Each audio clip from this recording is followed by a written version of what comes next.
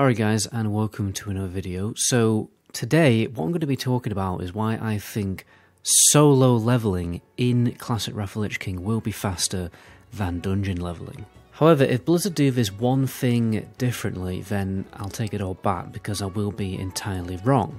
What most people watching the video are thinking, there's no way you're going to be able to efficiently complete quests for the Classic Wrath launch because you'll be competing against hundreds of other people to kill the same mob. And those people are very simply forgetting the TBC Classic launch. TBC Classic was insanely layered. There was 15 layers on my server, and I wouldn't even consider my server to be the most popular. I think other mass servers had over 20 different layers.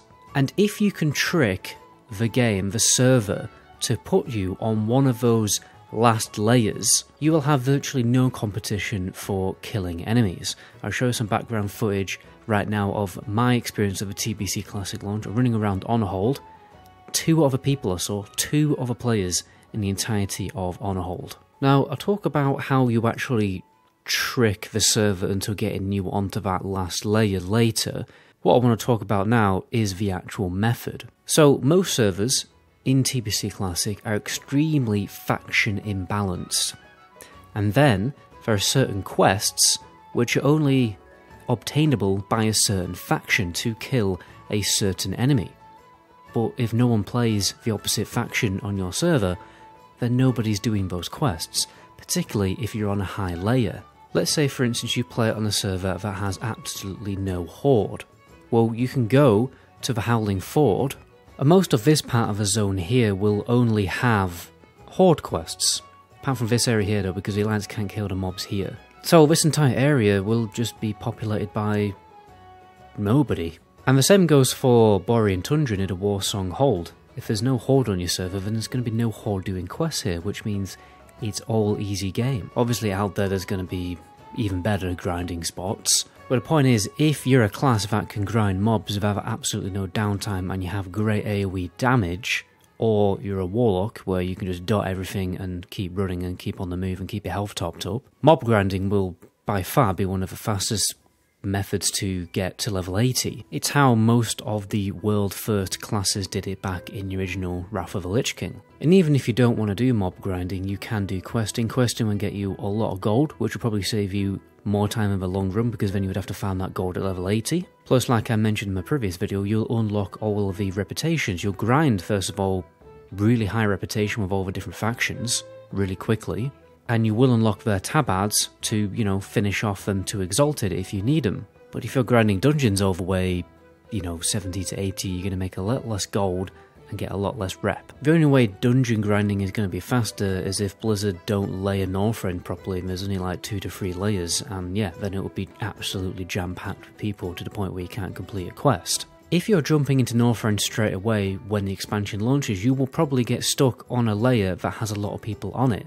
But you have to trick the game into putting you on a last layer, like layer 15 or layer 20. A simple way to do that is to go to Northrend later. But then you're thinking, well, I'm going to fall behind because I won't be leveling while everyone else is. Well, the thing is, if you're truly looking to min-max leveling when Wrath launches, you should be preparing 25 quests to turn in. And it's going to take a little bit of time to turn in those 25 quests. And if you're following my method where you can get 1.7 million XP before Northrend, again, if you become a member I will give you the quest list, then that's going to take a while to get done. Like, it might take an hour or 2 to get all of those quests turned in, probably less to be honest, because Outland is a more compact, dense zone. If you have a flying mount, it'll be even faster. By the time you get to Northrend, you'll be level 71, and it's probably going to be an hour since the launch, which means when you jump to Northrend, you will get put on one of those last layers, hopefully anyway. And even if you don't, you can ask someone to invite you to a last layer. And once you get invited by someone, you should get stuck on that layer for quite a while. They made it so that you get stuck on layers and you can't layer hop. You can layer hop once and then you get stuck for like a couple of hours. And if you're starting at level 71, you can very easily jump ahead of everyone else. And as you can see, you can accept quests in Dragonblight at level 71, so you can skip the first 2 starting zones, jump straight to Dragonblight? Jesus. Straight to Dragonblight and then on to the Grizzly Hills. Now you might be able to make dungeon grinding faster if you're in an absolutely insane group in full Bist and Slot Sunwell gear, doing insane pulls like pulling like 5 big packs of mobs at once and being able to survive that and being able to kill it efficiently. But most people are not going to fit into that category because you're not going for world first KT kill or anything like that. But anyway guys, solo leveling, definitely going to be faster than people think. Do not forget about how heavily layered the TBC Classic launch was and how you can very easily get yourself onto one of those last layers. But anyway, my name is MetaGoblin. To my next video, ciao.